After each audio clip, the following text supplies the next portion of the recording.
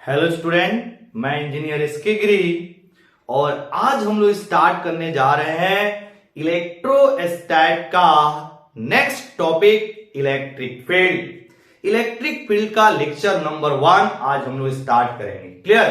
चलिए स्टार्ट करते हैं। पहले हम लोग ये समझेंगे कि इलेक्ट्रिक फील्ड होता क्या है, इलेक्ट्रिक फील्ड की डेफिनेशन क्या है। क्लियर? यानी कि इंट्रोडक्शन क्लास इलेक्ट्रिक फील्ड के बारे में हम लोग छोटे से छोटे चीजों को समझने की कोशिश करेंगे आज के लेक्चर में। देखिएगा, जितने भी चार्ज हैं, चाहे कोई भी चार्ज हो, सब अपने आसपास में एक फील्ड क्रिएट करता है। सभी चार्जेस अपने आसपास में एक फील्ड क्रिएट करता है। इस फील्ड के अंदर अगर कोई दूसरा चार्ज इंटर करता है तो इन दोनों के बीच में फोर्स लगता है। वो फोर्स रिपल्सिव हो सकता है या फोर्स अट्रैक्टिव हो सकता है, डिपेंड करता है दोनों चार्जों की पोलैरिटी पर, है कि नहीं। तो जितने भी चार्ज हैं, सभी चार्जेस अपने आसपास में एक फील्ड क्रिएट करता है जिसके अंदर इलेक्ट्रिक इफेक्ट को एक्सपीरियंस किया जाता है, इलेक्ट्रिक इफेक्ट को फील किया जाता है। इस रीजन को हम लोग बोलते हैं इलेक्ट्रिक फील्ड। क्लियर? तो इसकी डेफिनेशन क्या है जरा हम लोग लिखते हैं। इलेक्ट्रिक फील्ड का लेक्चर नंबर 1 और इसमें हम लोग सबसे पहले इलेक्ट्रिक फील्ड की डेफिनेशन पढ़ेंगे। The region surrounded by an electric charge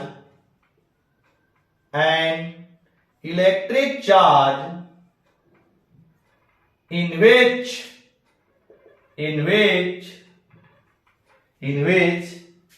electric effect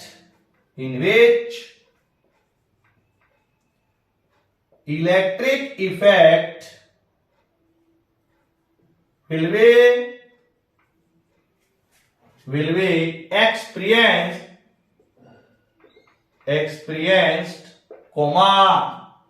this reason is known as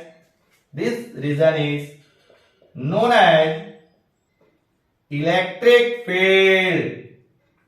This reason is known as electric field.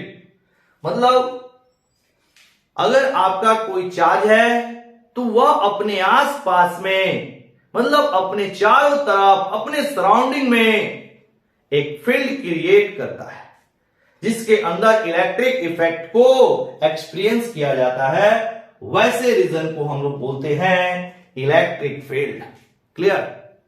अब इसमें दो डेफिनेशन और हम लोग को पढ़ने हैं। What is source charge and what is test charge. What is source charge and what is test charge. तो पहले हम लोग समझते हैं सोर्स चार्ज। सोर्स चार्ज जो होता है, जो इलेक्ट्रिक फील्ड क्रिएट करता है, सोर्स चार्ज जो इलेक्ट्रिक फील्ड क्रिएट करता है उसको हम लोग बोलते हैं सोर्स चार्ज। तो चलिए इसकी डेफिनेशन जरा लिखा जाए। Source charge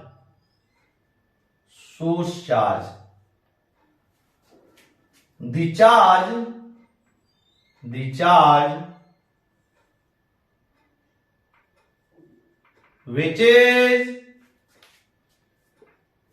charge which is creates electric field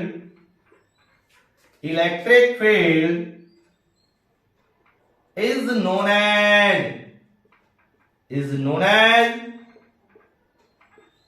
source charge. जो चार्ज इलेक्ट्रिक फील्ड क्रिएट करता है, डेवलप करता है, प्रोड्यूस करता है, उसको हम लोग बोलते हैं सोर्स चार्ज। क्लियर?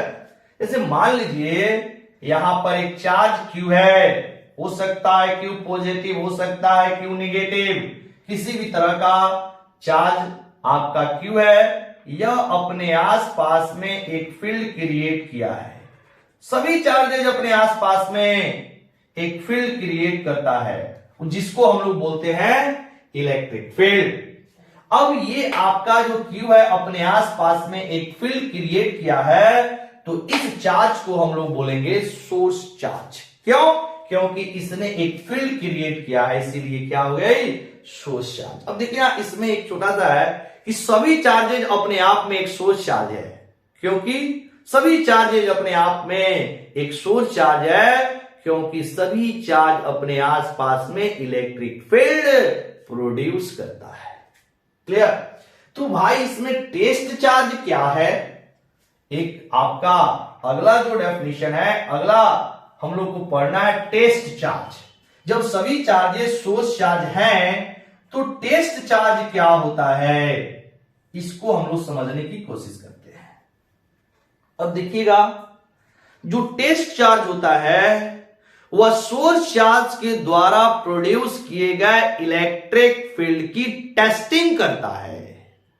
जो सोर्स चार्ज के द्वारा जो इलेक्ट्रिक फील्ड प्रोड्यूस हुआ है उसकी टेस्टिंग टेस्ट चार्ज के द्वारा होता है। तो पहले लिखते हैं, उसके बाद फिर से समझेंगे टेस्ट चार्ज के बारे में।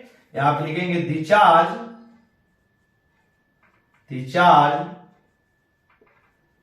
which is testing which test the charge which is test the electric field produces by source charge, it is known as test charge. It is known as test charge.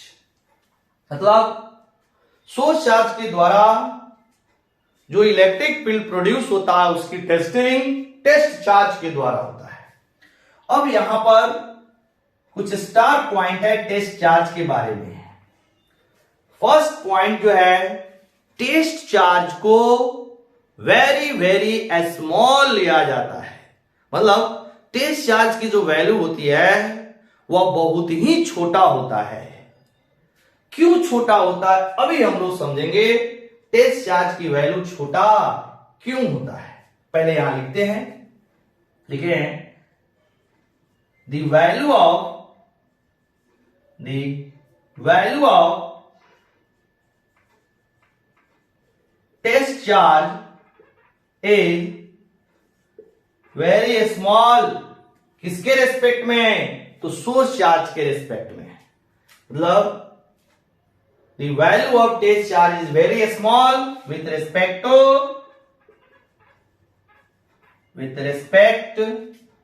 To source charge. Source charge के respect में test charge की जो value है वह बहुत ही छोटा लिया जाता है। क्यों लिया जाता है? सारी चीजें आने वाली है, सब्र करें, सभी बातें आएगी।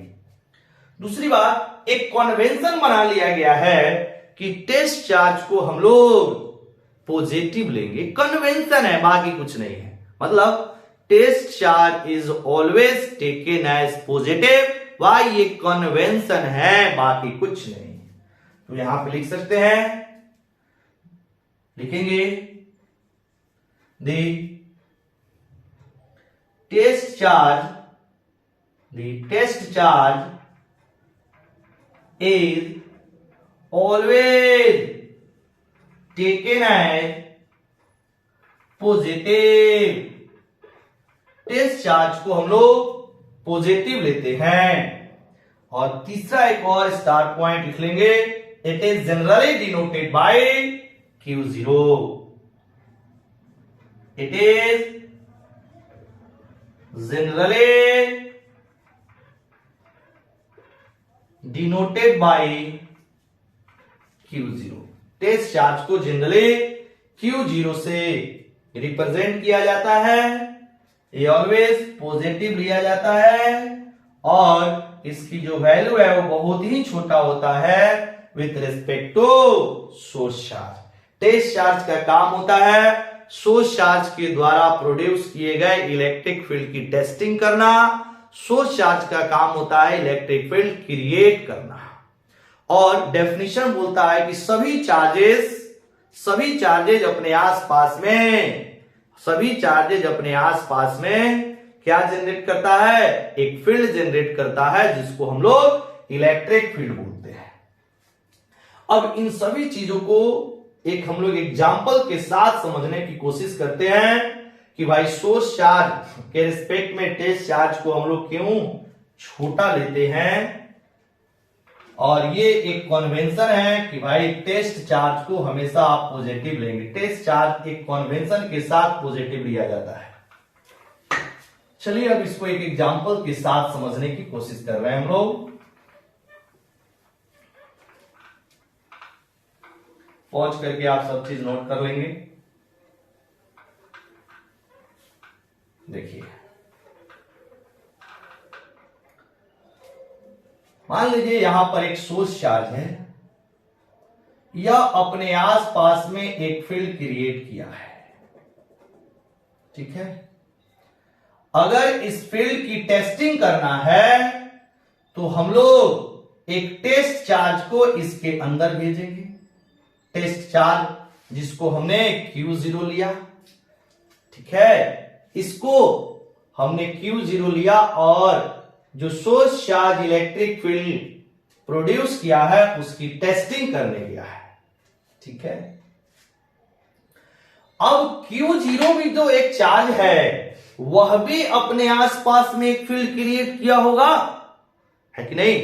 तो मान लीजिए अगर Q0 की वैल्यू छोटा नहीं होगा सोर्स चार्ज से, तो इस टेस्ट चार्ज की जो फील्ड बना, यानी टेस्ट चार्ज भी अपना जो फील्ड क्रिएट किया वह सोर्स चार्ज के फील्ड पे डोमिनेट कर जाएगा।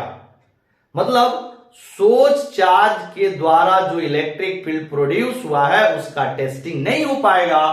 क्यों? क्योंकि अगर आपका सोर्स चार्ज के रिस्पेक्ट में टेस्ट चार्ज की वैल्यू अगर ज्यादा हो जाए तो भाई इसका इलेक्ट्रिक फील्ड सोर्स चार्ज के इलेक्ट्रिक फील्ड पे डोमिनेट कर जाएगा, टेस्टिंग होगा नहीं। इसीलिए हमेशा टेस्ट चार्ज को सोर्स चार्ज के रिस्पेक्ट में बहुत ही छोटा लिया जाता है, ताकि टेस्ट चार्ज भी जहां जाएगा वो अपना फील्ड क्रिएट करेगा। अब इसकी जो फील्ड होनी चाहिए सोर्स चार्ज के रिस्पेक्ट में क्या होनी चाहिए, छोटी होनी चाहिए, तब जाके इसकी टेस्टिंग होगी। नहीं तो अगर आपका टेस्ट चार्ज की वैल्यू ज्यादा है तो सोर्स चार्ज के इलेक्ट्रिक फील्ड पे आपका टेस्ट चार्ज का इलेक्ट्रिक फील्ड डोमिनेट हो जाएगा, टेस्टिंग होगा नहीं। क्लियर?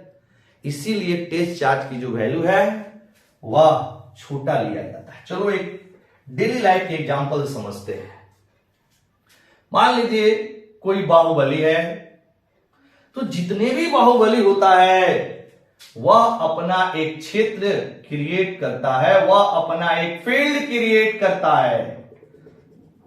आए दिन आप न्यूज में देखते होंगे कि ये बाहुबली है, यहां के रहने वाले हैं, तो जहां के रहने वाला होता है वह वहां पर एक अपना क्षेत्र क्रिएट करता है, तो उसको हम लोग बोलेंगे बाहुबली का क्षेत्र है। अब इसके फील्ड की टेस्टिंग करना है तो बाहुबली से कोई छोटा इंसान ही इसकी फील्ड की टेस्टिंग कर सकता है, क्योंकि बाहुबली भी एक इंसान है। और इंसान चार्ज को अगर हम लोग इंसान सपोज कर ले, चार्ज को एक इंसान सपोज कर ले, तो बाहुबली भी एक इंसान है, वो अपना फील्ड क्रिएट किया है। एक नॉर्मल आदमी भी एक इंसान है, वो भी अपना एक फील्ड क्रिएट करेगा अगर इंसान को चार्ज की तरह बिहेव करे। तब अगर इसकी टेस्टिंग करना है तो एक छोटा इंसान ही इसके अंदर जाएगा, वही पता लगा सकता है कि बाहुबली कितना मजबूत है या इसकी फील्ड कितनी स्ट्रांग है। क्लियर? क्योंकि ये इसकी जो फील्ड है, ये जो आपका जनरल आदमी है, इसकी जो फील्ड है बाहुबली के रिस्पेक्ट में बहुत ही छोटा है। एक नॉर्मल इंसान बाहुबली के रिस्पेक्ट में क्या होता है, बहुत ही छोटा, तुच्छ होता है। मान लीजिए अगर बाहुबली की जो फील्ड है उसका टेस्टिंग किसी प्रधानमंत्री को भेज के कराया जाए, मान लीजिए इसके फील्ड में कोई प्राइम मिनिस्टर इंटर कर जाए, तो बाहुबली से कई गुना ज्यादा ताकतवर होता है। ये बाहुबली ही यहां से भाग जाएगा, क्योंकि जो प्राइम मिनिस्टर की फील्ड है वह आपका जो बाहुबली का फील्ड है उस पे डोमिनेट कर जाएगा, यानी बाहुबली भाग जाएगा। जिसकी टेस्टिंग करना था वो टेस्टिंग हो नहीं पाएगा, क्योंकि प्राइम मिनिस्टर की जो इलेक्ट्रिक फील्ड है वह बाहुबली के इलेक्ट्रिक फील्ड से कई गुना ज्यादा ताकतवर है, इसीलिए इसकी टेस्टिंग नहीं हो पाएगी। तो अगर किसी बाहुबली की फील्ड की टेस्टिंग करना है तो एक छोटा सा इंसान इसकी टेस्टिंग कर सकता है। वो भागेगा नहीं, उसके अंदर जाएगा तो बाहुबली भागेगा नहीं, उस पर एक फोर्स लगाएगा और बताएगा हमारा जो फील्ड है इतनी स्ट्रॉन्ग है। क्लियर? शायद आपको समझ में आ गया होगा कि भाई इलेक्ट्रिक फील्ड होता क्या है, सोर्स चार्ज होता क्या है, टेस्ट चार्ज होता क्या है। सोर्स चार्ज क्या है? जो इलेक्ट्रिक फील्ड डेवलप करता है। यहां पर बाहुबली क्या हो जाएगा? Source charge. इसके बाद टेस्ट चार्ज, जो एक छोटा इंसान है जो इसके फील्ड की टेस्टिंग करने गया है, वो हो जाएगा आपका टेस्ट चार्ज। मतलब एक छोटा इंसान किसका काम करेगा? टेस्ट चार्ज का काम करेगा। बाहुबली जो है वो सोर्स चार्ज का काम करेगा। दोनों इंसान है, दोनों फील्ड क्रिएट करेंगे, लेकिन जो आपका छोटा इंसान है उसका जो फील्ड है बाहुबली के रिस्पेक्ट में बहुत ही छोटा है, उसकी टेस्टिंग हो जाएगा। अगर इसी का टेस्टिंग किसी बड़े इंसान से किया जाए, जैसे प्रधानमंत्री को इसके फील्ड में अंदर घुसा दिया जाए, तो बाहुबली ही भाग जाएगा। समझ में आ रहा है? मतलब इसकी फील्ड उस पर डोमिनेट हो जाएगा, टेस्टिंग नहीं हो पाएगा। क्लियर? शायद आपको यह समझ में आ गया होगा। चलिए अब दूसरा हम लोग यहां पे स्टार्ट करते हैं। भाई इलेक्ट्रिक फील्ड इंटेंसिटी क्या होती है? यहां पे लिखेंगे electric field intensity. Electric field intensity, electric field intensity मतलब जो सोर्स चार्ज फील्ड क्रिएट किया है उस फील्ड की स्ट्रेंथ क्या होती है, उस फील्ड की जो स्ट्रेंथ होता है उसी को हम लोग बोलते हैं इलेक्ट्रिक फील्ड इंटेंसिटी। मतलब इलेक्ट्रिक फील्ड के किसी भी पॉइंट पर, इलेक्ट्रिक फील्ड के किसी भी पॉइंट पर अगर हमें इंटेंसिटी पता करना है तो उस पॉइंट पर एक टेस्ट चार्ज को ले जाके रख देंगे और टेस्ट चार्ज पे जो फोर्स लगेगा पर यूनिट, उस टेस्ट चार्ज पे जो फोर्स लगेगा वही फोर्स को हम लोग यहां बोलेंगे इलेक्ट्रिक फील्ड इंटेंसिटी। मतलब फील्ड की जो स्ट्रेंथ है वो क्या है, इसी को हम लोग बोलते हैं इलेक्ट्रिक फील्ड इंटेंसिटी। तो इंटेंसिटी को अगर डिफाइन करना हो तो लिखेंगे the electric field intensity at a point in an electric field is defined as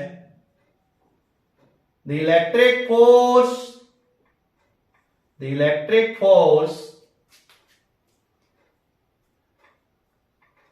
acting per unit is defined as the electric force acting per unit test charge at that point. Electric field intensity at a point in an electric field is defined second defined का spelling गलत है, is defined as the electric force acting per unit test charge at that point. मतलब अगर इसको by mathematics define करना हो तो electric field is equal to electric force per unit test charge. तो यहां से एक फॉर्मूला मिलता है, electric field is equal to electric force per unit test charge. अब यहां से क्रॉस मल्टीप्लाई करें तो force is equal to test charge into electric field. ये है आपका इलेक्ट्रिक फील्ड इंटेंसिटी का डेफिनेशन। अब इसकी इंपॉर्टेंट पॉइंट को हम लोग देखते हैं। इंपॉर्टेंट पॉइंट नंबर 1, सबसे पहले जो इलेक्ट्रिक फील्ड होता है वह एक वेक्टर क्वांटिटी है। तो यहां लिखेंगे electric field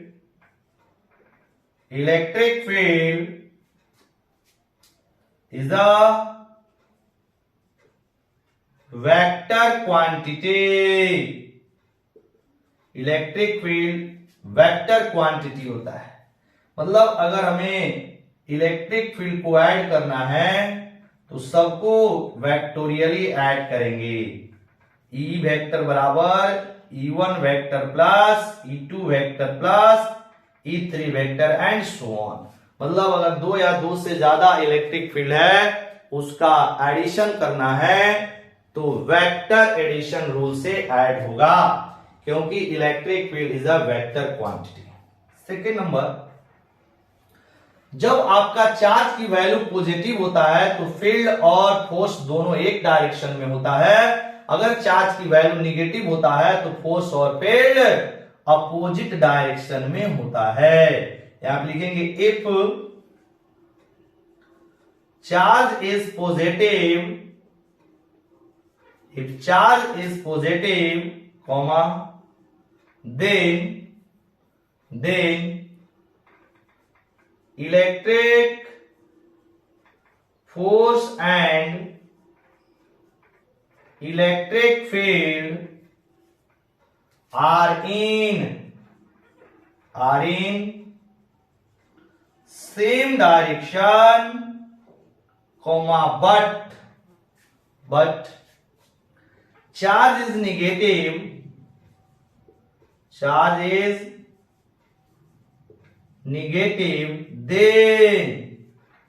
then electric force and electric field are in opposite direction।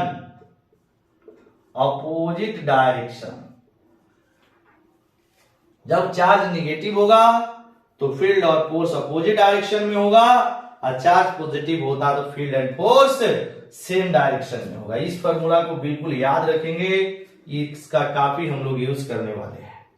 अब इसके बाद तो तीसरा पॉइंट है वह इलेक्ट्रिक फील्ड की यूनिट है। यूनिट कैसे निकालते हैं? यूनिट बोले तो एसआई यूनिट लेंगे। फोर्स की एसआई यूनिट होता है न्यूटन, और चार्ज की जो एसआई यूनिट होता है वो कूलम होता है। मतलब अगर हम लोग एसआई यूनिट निकाले तो ये हो जाएगा न्यूटन पर कूलम, यानी न्यूटन कूलम -1। फिर इसके बाद जब हम लोग पोटेंशियल टॉपिक स्टार्ट करेंगे वहां पर इलेक्ट्रिक फील्ड की एक और यूनिट आती है जिसको हम लोग वोल्ट पर मीटर भी बोलते हैं। तो यहां पर भी लिख लेंगे, लेकिन जब पोटेंशियल टॉपिक स्टार्ट करेंगे वहां पे हम लोग को समझ में आएगा कि भाई इलेक्ट्रिक फील्ड की जो यूनिट होती है वो वोल्ट पर मीटर भी होता है। क्लियर? तो अब हम लोग इसका तीसरा पॉइंट आप पॉज करके सब नोट कर लेंगे। इसकी तीसरा पॉइंट हम लोग लिखने जा रहे हैं। तीसरा point,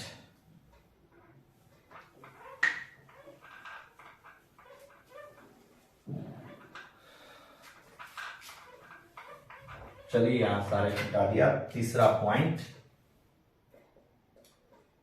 the SI unit of electric field, the SI unit of electric field is Newton पर कूलम और वोल्ट पर मीटर। याद रखेंगे, वोल्ट पर मीटर हम लोग जब स्टार्ट करेंगे पोटेंशियल वहां पे समझ में आएगा। चौथा, अगर इसकी डायमेंशनल फॉर्मूला लिखना हो, क्योंकि इलेक्ट्रिक फील्ड होता है फोर्स डिवाइडेड बाय चार्ज, तो अगर डायमेंशन लिखना हो तो डायमेंशन क्या हो जाएगा, फोर्स की डायमेंशन MLT-2 और चार्ज की डायमेंशन AT या फिर IT। जब इसको सॉल्व करेंगे तो ML ये T ऊपर जाएगा -1, आप पहले से -2 है तो -3, और A ऊपर जाएगा तो -1, या MLT-3 I-1, क्योंकि जो आपका चार्ज का डायमेंशन होता है वो AT या फिर IT भी होता है। तो इसको ऐसे लिख सकते हैं लिटरेचर में, the dimensional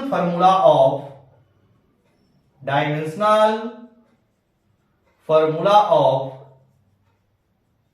electric field is MLT-3 A-1 और MLT-3 I-1, ऐसे L बड़ा लिखेंगे इलेक्ट्रिक फील्ड। तो ये हो गया आपका पॉइंट नंबर 4। पॉइंट नंबर 5, मान लीजिए कि आपका एक रीजन है जिसमें इलेक्ट्रिक फील्ड की मैग्नीट्यूड और इलेक्ट्रिक फील्ड की डायरेक्शन प्रत्येक पॉइंट पर सेम है। मतलब किसी भी रीजन के अंतर्गत इलेक्ट्रिक फील्ड की मैग्नीट्यूड और इलेक्ट्रिक फील्ड की डायरेक्शन प्रत्येक पॉइंट पर सेम होता है, तो उसको हम लोग बोलते हैं यूनिफॉर्म इलेक्ट्रिक फील्ड। और ऐसा नहीं है तो इसको हम लोग बोलेंगे non uniform electric field. Clear? तो यहां पर लिखेंगे if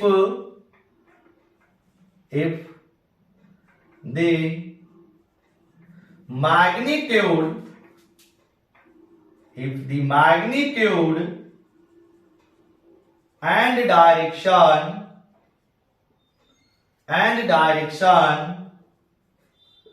of electric field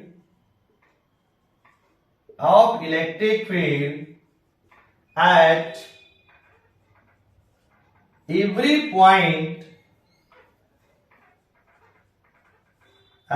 point in a region,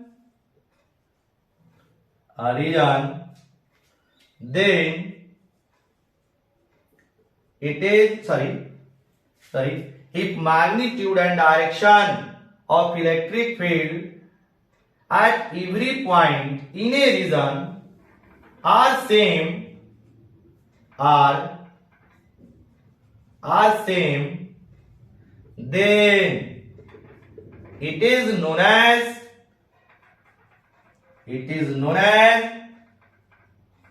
uniform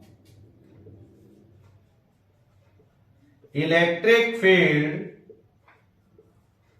otherwise it is known as non-uniform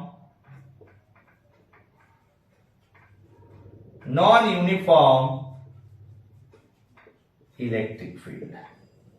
मतलब ऐसा नहीं है तो फिर वो नॉन यूनिफॉर्म कहलाएगा। अगर सारे पॉइंट की इलेक्ट्रिक फील्ड की मैग्नीट्यूड और डायरेक्शन अगर सेम है तो उसको हम लोग बोलते हैं यूनिफॉर्म इलेक्ट्रिक फील्ड।